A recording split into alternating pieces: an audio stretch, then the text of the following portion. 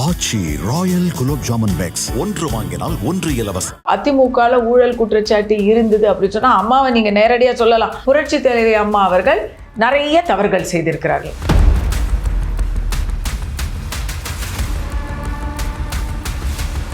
திமுக ஒரு சமூக அநீதி கட்சி, ஊழல் கட்சி, சயின்டிபிக்கான ஊழல். ஐயா, அவங்க அடிக்கிற மாதிரி ஊழல்லாம் உலகத்துல டொனால்ட் ட்ரம்ப் கூட அடிக்க முடியாதுங்க ஐயா. அப்ப சசிகலாவை என்ன சொல்வீங்க? சரி, அண்ணாமலை தனி கட்சி ஆரம்பிப்பார், நீங்க நம்புறீங்களா? நீங்க சொல்ற இந்த கேள்வியை நான் இதுக்கு மேல கேட்கறதுக்கு கூட எனக்கு பயமா இருக்கு. நான் இதை வன்மையா மறுக்கிறேன், கண்டிக்கிறேன். நீங்க வாய்க்கு வந்தபடி பேசலாங்க, நான் ஏங்க அந்த மாதிரி வாய்க்கு வந்தபடி பேசணும்? இங்க பாருங்க, எனக்கு உங்களோட கேள்வியுடைய பாதை புரிஞ்சு போச்சு. யாருமே யோகியம் இல்லை, நீங்க அயோக்கியர்களோட கூட்டணி வைக்கிறீங்களே அப்படின்னு கேட்குறீங்க. இப்போ திமுக சொல்ற ஒரு குற்றச்சாட்டு சொல்லட்டுமா? பிஜேபி கட்சி முழுக்க அயோக்கியர்கள்னு திமுக சொல்றாங்க. புலி பதுங்குவது பாய்வதற்காக தான் அப்படின்னு சொல்லுவாங்க இல்லையா? அண்ணாமலை அவர்கள் ஒரு புலி. ஸோ அண்ணாமலை அவர்கள் ஒன்றும் அப்படியே துபேல்னு அவரை எடுத்து யாரோ தூக்கி போட்ட மாதிரியும், அவர் உடனே கட்சியை பார்க்காம பாராமுகமாக போன மாதிரியும் நீங்கள் அப்படி கட்டமைக்கிறது தப்பு. தமிழிசை மேடம் ஒரு சிங்கப்பெண். அவங்க தலைவராக இருந்து காமிச்சிருக்காங்க, 2 ஸ்டேட்டுக்கு கவர்னராக இருந்திருக்காங்க.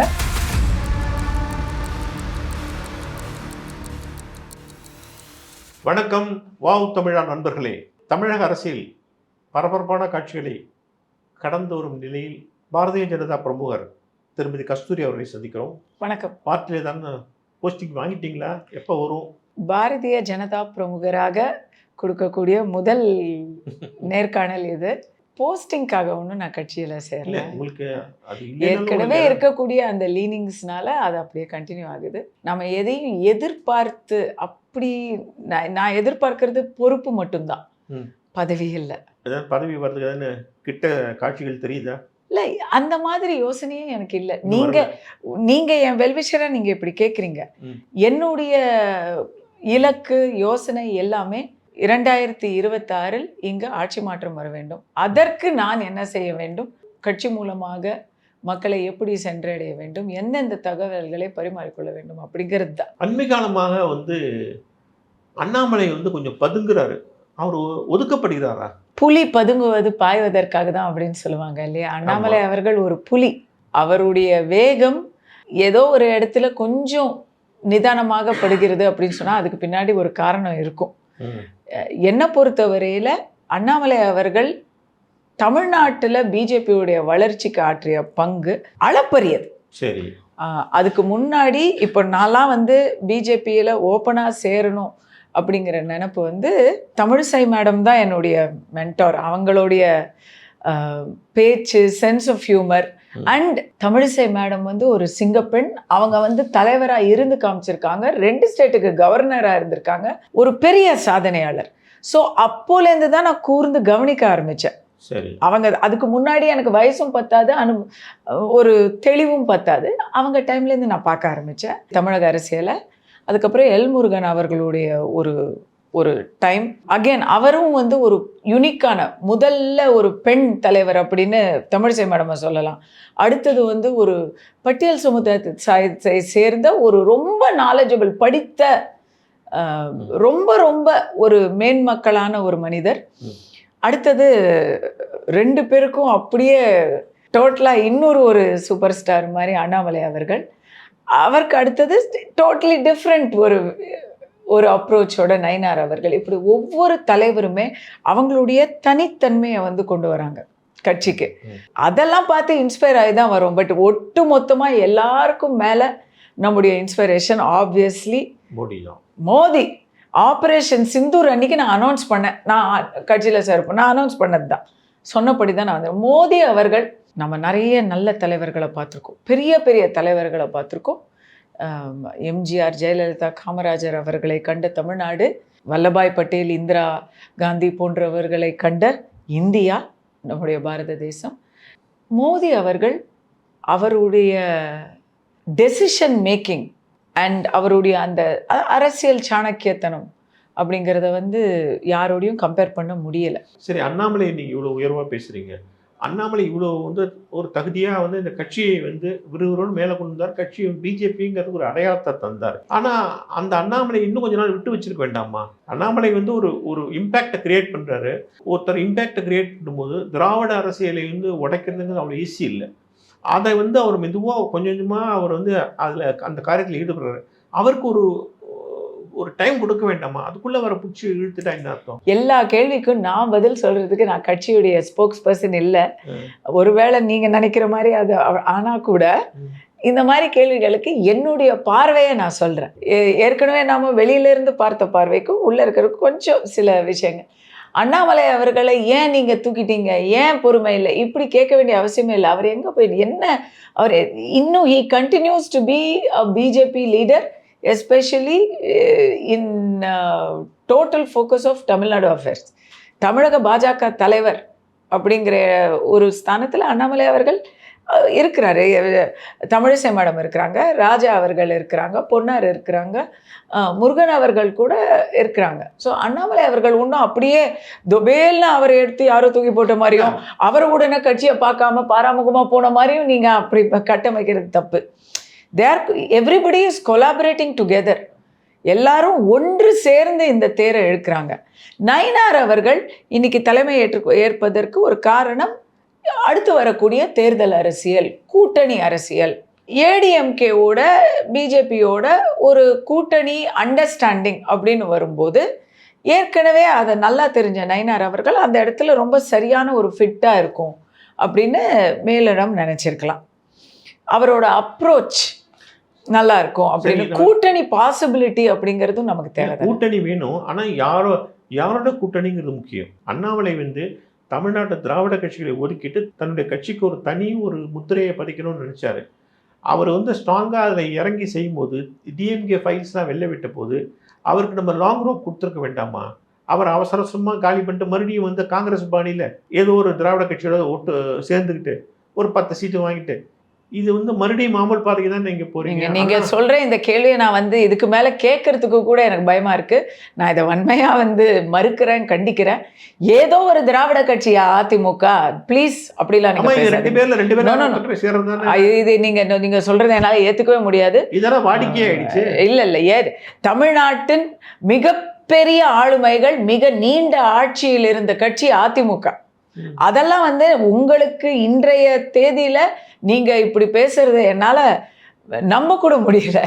தமிழ்நாட்டின் வரலாறுல அதிக அளவுல ஆட்சியில் இருந்த கட்சி அதிமுக.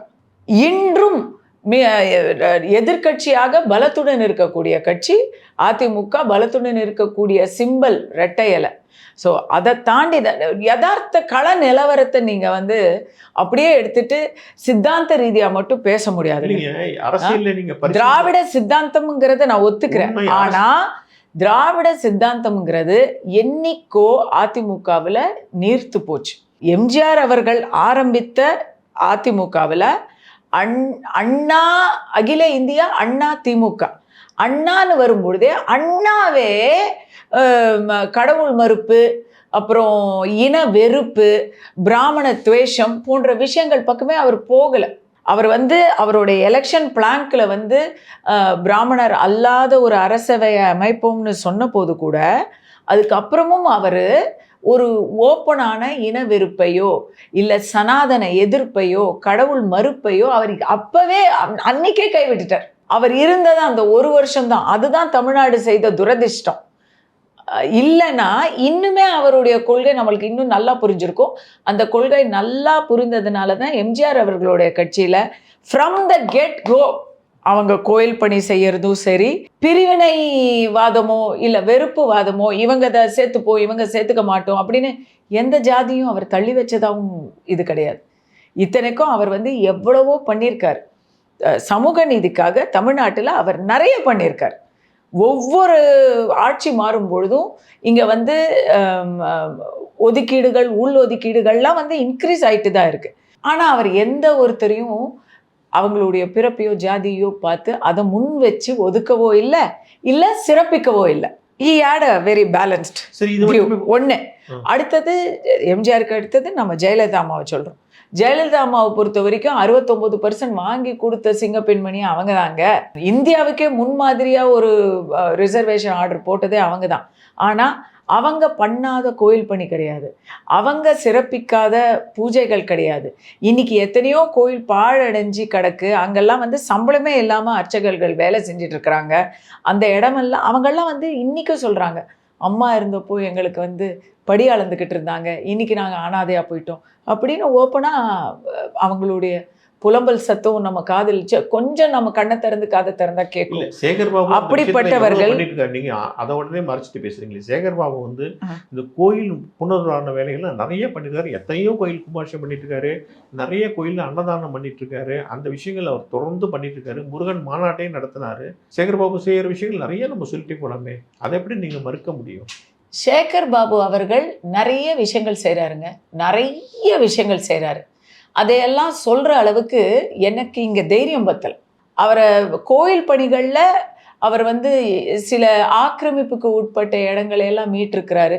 பல கோயில்களுக்கு வந்து அவர் வந்து குடமுழுக்கு விழா நடத்தி காமிச்சிருக்காரு. அப்படிங்கிறதையெல்லாம் நாம் ஏற்றுக்கிறோம். ஆனால் அதே சமயத்தில் கோயிலில் அவங்க எந்த அளவுக்கு ஒரு அதிகாரத்தையும் ஆக்கிரமிப்பையும் அவங்க தரப்புலேருந்து செய்கிறாங்க அப்படிங்கிறத நீங்கள் பார்த்தீங்கன்னா, டிஆர் ரமேஷ் போன்ற அதுலேயே வந்து ஒவ்வொரு நாளும் போய் நீதிமன்றத்தை நாடிக்கொண்டிருக்கிறவர்கள் இன்னும் கதையாக சொல்லுவாங்க. நான் அந்த அளவுக்கு சொல்கிறதுக்கு இந்த இன்டர்வியூ பத்தாது. என் சகோதரர் ரமேஷ் அவர்களையோ உமா ஆனந்தன் அவர்களையோ கேட்டிங்கன்னா, அந்த ஃப்ரீ டெம்பிள் மூமெண்ட் அவங்க நடத்துகிறாங்க, அவ்வளவு சொல்லுவாங்க. திமுகவுடைய ஊழலையும் திமுகவுடைய அத்துமீறலையும் முறைகேடுகளையும் சொல்லிட்டு அதே மாதிரி செஞ்ச அதிமுக கூட்டணி வைக்க போறீங்க. இதுதான் அர்த்தமற்றதுங்கிற நான். இதைத்தான் இதைத்தான் அண்ணாமலை வந்து ரொம்ப கடுமையா எதிர்த்து இந்த ரெண்டுமே வேண்டான்னு சொன்னாரு. ஒரு கட்டத்துல வந்து இல்லைங்க, சித்தாந்த ரீதியாக ஏங்க அப்ப ஊழல்ங்கிறதே வேண்டாமா? அப்படி இல்லைங்க, தமிழ்நாட்டை எவ்வளவுனா சூறையாடலாம். நான் இப்படி ஒரு எக்ஸாம்பிள் இதாங்க பாருங்க, அதை பத்தி பேச்சே இல்லையா? அப்படி இல்லைங்க, சித்தாந்தம் மட்டும் தான் முக்கியமா உங்களுக்கு? இல்லைங்க, சித்தாந்த ஊழல் சித்தாந்தம் இது எல்லாம் ஒவ்வொன்றும் ஒவ்வொரு டாபிக். சித்தாந்த ரீதியாக பாஜகவும் அதிமுகவுக்கும் வேற வேற. ஏங்க ஒரே வீட்டுல ரெட்டை குழந்தைகளா பிறந்தா கூட அவங்க வேற வேற தாங்க. தாயும் மகளுமா இருந்தாலும் வாயும் வயிறும் வேற தாங்க. இங்க வந்து இது ரெண்டு சித்தாந்த ரீதியாக மாறுபட்ட இரண்டு கட்சிகள். சரியா? தமிழ்நாட்டு அரசியல்ல எல்லாருக்கும் ஒரே இலக்கு தான், மக்கள் நல்லா இருக்கணும். அட்லீஸ்ட் அதிகாரப்பூர்வமான இலக்கு எல்லாரும் நம்ம மக்களுக்கு நல்லது செய்வோம் அப்படின்னு தான் சொல்றாங்க. ஊழலுக்கு வந்து நாங்க வந்து துணை போவோம் அப்படின்னு அதிமுகல சொல்றாங்களா? அவங்களும் ஊழலை எதிர்ப்போம் தான் சொல்றாங்க. பாஜக ஊழலுக்கு துணை போவோம் சொல்றாங்களா? அவங்களும் ஊழலுக்கு எதிர்ப்போம் தான் சொல்றாங்க. திமுக நாம கழுவி ஊத்திட்டு இருக்கிற திமுக மட்டும் நாங்க ஊழலுக்கு துணைன்னா சொல்றாங்க. ஊழலுக்கு எதிரின்னு தான் எல்லாரும் சொல்லுவாங்க. சரிங்களா? இதனால இதை வந்து இன்னும் கொஞ்சம் நுவான்ஸாக நம்ம பார்க்க வேண்டியிருக்கு. அதிமுகவில் ஊழல் குற்றச்சாட்டு இருந்தது அப்படின்னு சொன்னால் அம்மாவை நீங்கள் நேரடியாக சொல்லலாம், நீங்கள் சுற்றி வளைச்சு கூட சொல்லலாம். அம்மாவை பொறுத்த வரைக்கும் அவங்களுடைய முதல் டேர்ம் வேற, இரண்டாவது டேர்ம் வேற. She totally changed her complete. அதை நீங்கள் கூட மறுக்க முடியாது, யாருமே மறுக்க முடியாது. அவங்க வந்து ஒரு ஏறக்குறைய ஒரு துறவி நிலையில தான் வாழ்ந்தாங்க ரெண்டாவது டேர்மில். ஃபர்ஸ்ட் தரம் பண்ண எல்லா தவறுகளுக்கும் பிராயச்சித்தமாக தான் அவங்க இரண்டாம் தரம் அவங்க பண்ணாங்க. அவங்க ஆட்சி எல்லாத்துலேயுமே சசிகலா ஒருத்தவங்க கூட இருந்துக்கிட்டு அவங்க செஞ்சதெல்லாம் எவ்வளோ தகவல் வெளில வந்துக்கிட்டே இருக்கு. நீங்க எல்லாத்தையும் மூடி மறைச்சிட்டு அங்க ஒண்ணுமே முதல் பீரியட் மட்டும் இல்லைங்க, எதையும் மூடி மறைக்கிறதுக்கான ஒரு பேச்சே இப்ப இல்ல. சசிகலா அவர்களுடைய பேச்சும் இப்ப இல்ல. சசிகலா அவர்களுக்கும் பாஜகவுக்கும் இன்னைக்கு என்ன சம்பந்தம் இருக்கு? நேரடி சம்பந்தம் எதுவுமே இல்லை. நீங்க தான் சசிகலா, தினகரன், ஓபிஎஸ் எல்லாரும் ஒன்னா சேரணும்னு பிஜேபி அஜெண்டாவே எதனா ஒன்னா சேரணும், அப்பதான் யுனைடெட் அதிமுகவை தான் நம்ம வந்து கரையேற நினைக்கிறீங்க. இல்ல, இதை நானுமே ஆமோதிக்கிறேன். ஆனா இன்னைக்கு அவங்க இல்ல, கட்சி கூட்டணியில என்டிஏல அவங்க இல்ல. இன்னைக்கு தினகரன் என்டிஏல இல்ல, இன்னைக்கு ஓபிஎஸ் அவர்கள் என்டிஏல இல்ல. கட்சி உடனே அதை வந்து மாற்றி நான் நினைக்கிறேன். கஸ்தூரி நினைக்கிறான், கஸ்தூரி எல்லாரும் ஒன்னா இருக்கணும் அப்படின்னு நான் நினைக்கிறேன். லகான் கிரிக்கெட் டீம் மாதிரி கொஞ்சம் நல்லா அடிச்சு ஆடுற 2 பேர் இருப்பாங்க, பட் கொஞ்சம் சுமாரான ஆட்டக்காரர்கள் இருப்பாங்க. மக்களே வந்து கொஞ்சம் ஒரு கொள்கை பிடிப்போடு இருக்கிறவங்க இருப்பாங்க, கட்சிக்கு ஓட்டு போடுறவங்க இருப்பாங்க, இல்லை காசுக்கு அடிமையானவங்க இருப்பாங்க. மக்கள் விதவிதமாக இருப்பாங்க. எல்லா மக்களும் எனக்கு தான் ஓட்டு போடணும்னு நான் நினைக்கிறேன். நீங்கள் கேட்குறீங்களே அவங்க மேலே இந்த குற்றச்சாட்டு இருக்குன்னு. மக்களில் கூட எல்லாரும் பர்ஃபெக்டாக கிடையாது. உடனே அவங்க ஓட்டு வேணாம்னு நான் சொல்லுவேன்னா, இன்னைக்கு திமுகவை அகற்றுனாதான் இதுக்கெல்லாமே வீடு வரும். பழக்கி வச்சிருக்கோம் நாம. திமுக ஊழல் கட்சி சொல்லி இன்னொரு ஊழல் கட்சியோட சேர்ந்து நிக்க போறீங்க. திமுக ஒரு சமூக அநீதி கட்சி, ஊழல் கட்சி, சயின்டிபிக்கான ஊழல். ஐயா அவங்க அடிக்கிற மாதிரி ஊழல்லாம் வந்து உலகத்துல டொனால்ட் ட்ரம்ப் கூட அடிக்க முடியாதுங்க ஐயா. அப்ப சசிகலாவை என்ன சொல்வீங்க? அவங்க எல்லாம் வந்து அவங்க பரப்பன அக்ரஹாரம் கூட போயிட்டு கூட வந்து சசிகலாவோட எல்லாம் சேரணும் தானே சொல்றீங்க. உங்கள்கிட்ட அஜெண்டாவே எல்லாரும் ஒன்னா சேரணும் தானே சொல்றீங்க. தவற செய்யறது மனித இயல்பு. தவறை உணர்ந்து அடுத்தது முன்னேற்ற பாதையில் போகலாம் அப்படின்னு சொல்றவங்களை நாம ஏங்க ஒதுக்கணும்? சசிகலா வந்து 4 வருஷம் உள்ள இருந்து வெளில வந்தவங்க. இன்றைக்கும் அவங்க வந்து திருந்தினாப்ல எனக்கு தெரியல.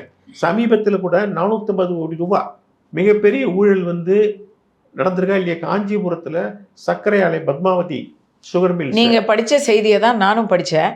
உங்க அளவுக்கு எனக்கு அரசியல் ஞானம் இல்ல. நீங்க வந்து அவங்க திருந்தல அப்படின்னு இப்ப நீங்க ஒரு வார்த்தை சொன்னீங்க. அந்த மாதிரி நான் சொல்ற ஆள் கிடையாது. டிமானிட்டேஷன் பீரியட்ல அந்த பணம் வந்து பணமாவே கொடுக்கப்பட்டிருக்கு. அதுல இப்ப சிபிஐ மேல என்கொயரி நடந்துட்டு இருக்கு, இப்ப போயிட்டு இருக்கு, நடக்குது இல்லையா? ஆமா, விசாரணை முடியட்டுங்க, இதை விரிவா பேசுவோம். எவ்வளவு பேர் இப்ப நடந்திருக்குது, இது விசாரணை முடியட்டுங்க, விரிவா பேசுவோம். ஏன்னா இன்னைக்கு நடக்கிறது, ஏன் நான் ஓபனா சொல்றேன், இன்னைக்கு நடக்கிறது திமுக ஆட்சி. திமுக ஆட்சியில எல்லார பத்தியும் ஏதாவது ஒரு செய்தி வந்துகிட்டே இருக்கும்.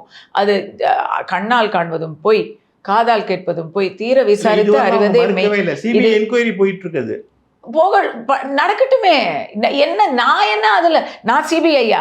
நீங்க சிபிஐ இல்ல, நீங்க இந்த மாதிரி ஒரு கேரக்டரோட சேர்ந்து அலையன்ஸ் எல்லாரும் ஒண்ணா வைக்கணுங்கிறத பிஜேபி விரும்புது. பண மதிப்பு நீக்கம் அப்படிங்கிறது வந்து 2016 நவம்பர்ல நடந்துச்சு. அப்பவெல்லாம் வராத நியூஸ் இன்னைக்கு வருதுன்னு சொல்லும் பொழுது இதுல ஆளும் கட்சியுடைய இன்வால்மெண்ட் இல்லவே இல்லை அப்படின்லாம் நான் நினைக்கல. எலெக்ஷன் வருது, அதனால் இந்த நியூஸ் எல்லாம் இப்போ ஒன்றொன்னா வருது அப்படின்னு தான் நான் நினைக்கிறேன். அதனால தான் அந்த நியூஸோட உண்மைத்தன்மை, ஊர்ஜிதத்தன்மை, இதை பற்றி எல்லாம் நான் அவசரப்பட்டு பேசுறதும் தவறுன்னு நினைக்கிறேன். வெளியில இருந்து கமெண்ட் பண்ணிட்டு இருந்த வரைக்கும் கஸ்தூரி எதை வேணா பேசலாம், நாளைக்கு ஐயோ சரி தப்பாக போயிடுச்சு அப்படின்னு சொல்லலாம். இன்னைக்கு நான் பாஜகவில் ஒரு பொறுப்பான ஒரு உறுப்பினராக இருக்கும் பொழுது ஜாகிரதையாக பேசணும். எந்த ஒரு செய்தியும் அதோடைய முழு உண்மைத்தன்மை தெரியாம பேசவே கூடாது. உங்களை மாதிரி நான் கமெண்ட் அடிக்க முடியாது. நான் வந்து ஒரு விஷயத்த ஃபேக்சுவலா தான் பேசணும். ஸோ விசாரணை நடக்கிற விஷயத்த நான் எப்படி இப்போ வந்து ஒரு அவசரப்பட்டு நான் ஒரு முடிவை ஐஓபி பேங்க் ஈடுபட்டு இருக்கு, இது மாதிரி பல விஷயங்கள் இதெல்லாம் இங்க பாருங்க. எனக்கு உங்களோட கேள்வியுடைய பாதை புரிஞ்சு போச்சு. யாருமே யோகியம் இல்லை, நீங்க அயோக்கியர்களோட கூட்டணி வைக்கிறீங்களே அப்படின்னு கேட்குறீங்க. இப்போ திமுக சொல்ற ஒரு குற்றச்சாட்டை சொல்லட்டுமா? பிஜேபி கட்சி முழுக்க அயோக்கியர்கள்னு திமுக சொல்றாங்க. நீங்க கேட்குற கேள்வியை இப்போ நீங்க ஏடிஎம்கேல போய் கேட்டீங்கன்னா அங்க நீங்களே போய் கேட்பீங்க, பிஜேபியோட எதுக்கு கூட்டணி வைக்கிறீங்க அப்படின்னு நீங்களே போய் அவங்கள கேட்பீங்க. இந்த மாதிரி கேட்குறவங்களுக்கெல்லாம் நம்ம பதில் சொல்ல முடியாது.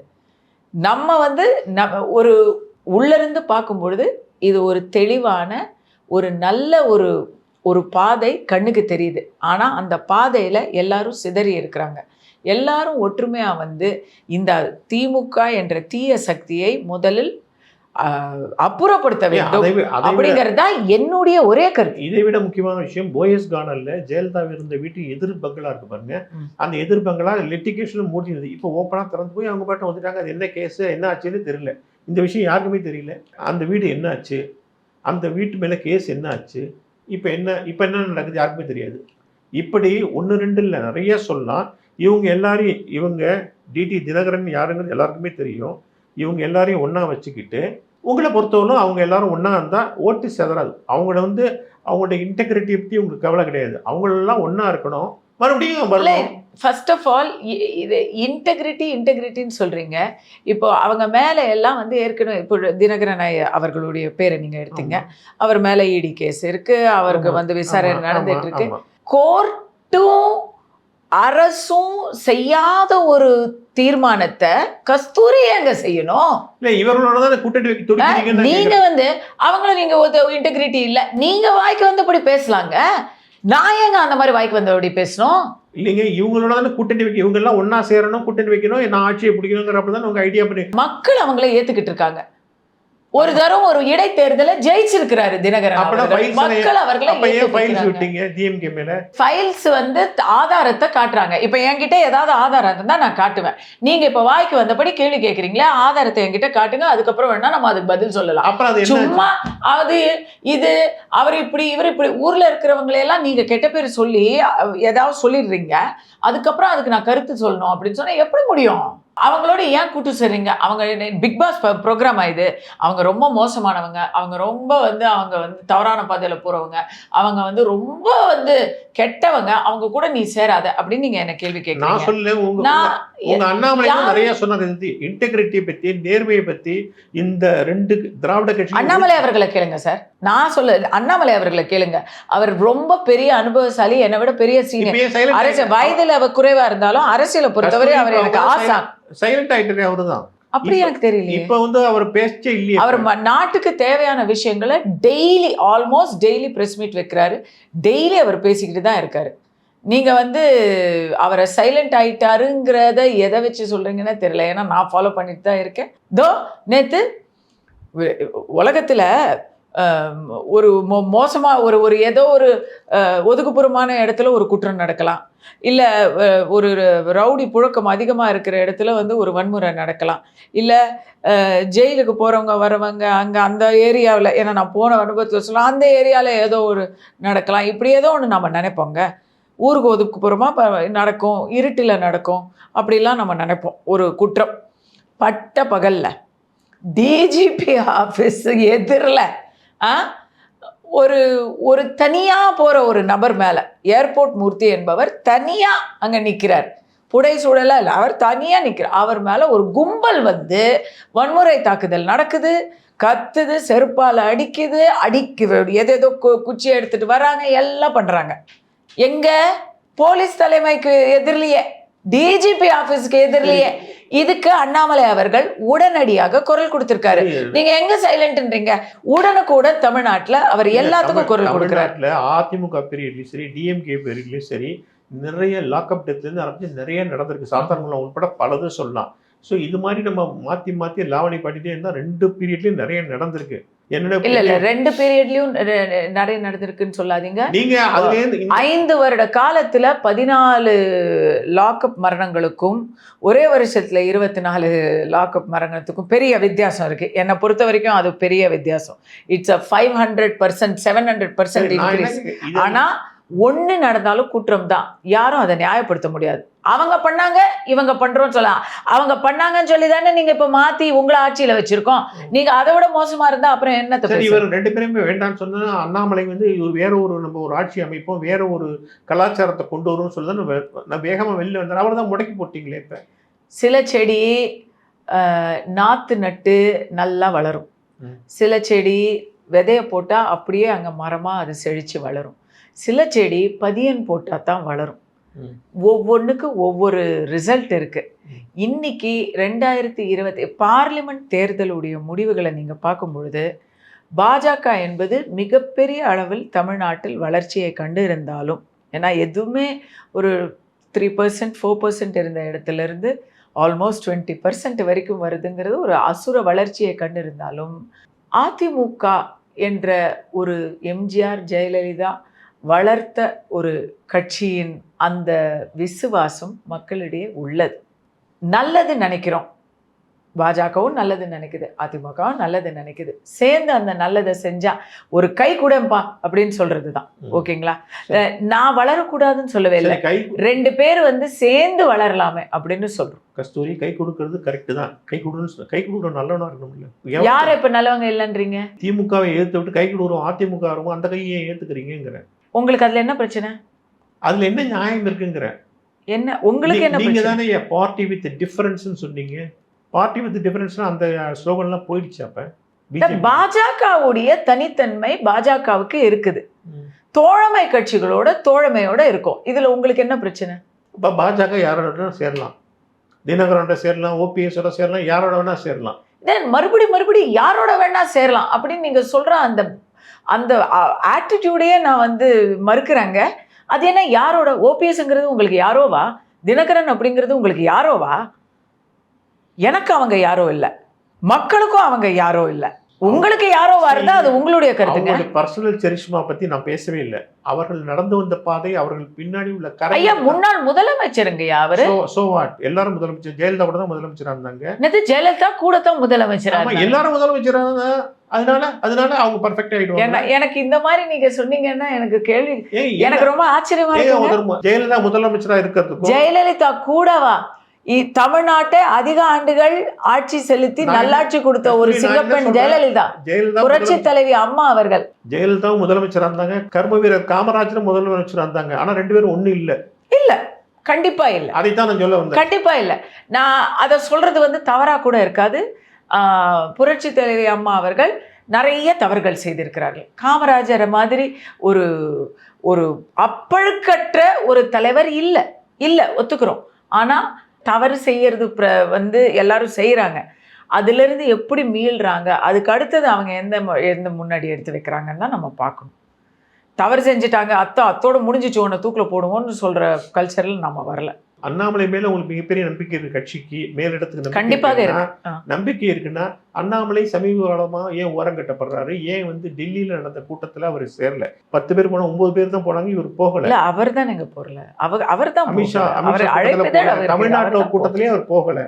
அண்ணாமலை இங்க உட்கார்ந்துகிட்டு கூட்டணியிலே குழப்பம் ஏற்படுத்துறாங்கிற சில விஷயங்கள் இதெல்லாம் அபத்தம், காசிப்.